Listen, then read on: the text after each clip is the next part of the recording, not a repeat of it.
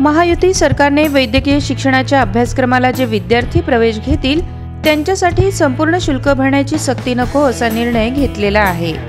यामुळे विद्यार्थ्यांचं शैक्षणिक नुकसान होतं ते होणार नाही।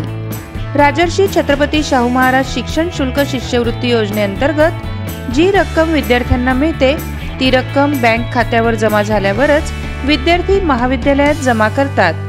त्यामुळे आता विद्यार्थ्यांकडून 50% रक्कम प्रवेशावेळी घेणे अपेक्षित आहे असा निर्णय शासनाने घेतलाय। यामुळे प्रवेशाच्या वेळी 50% रक्कम आता विद्यार्थ्यांना भरण्याची गरज नाही।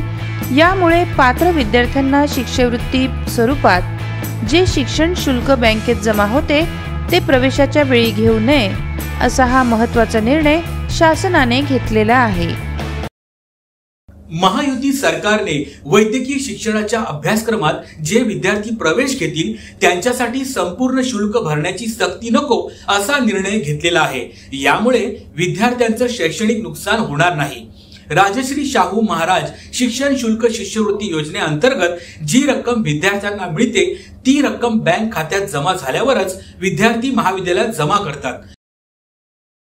त्यामुळे आता विद्यार्थ्यांकडून 50% रक्कम प्रवेश घेतेवेळी घेणे अपेक्षित आहे असा निर्णय शासनाने घेतलेला आहे।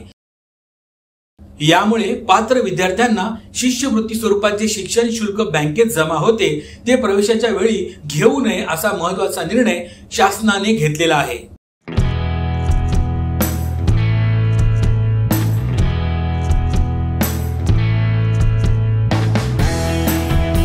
या संदर्भात तुम्हाला काय वाटते कमेंट करा, लाईक करा आणि शेअर करा। चॅनलला सबस्क्राइब करायला विसरू नका।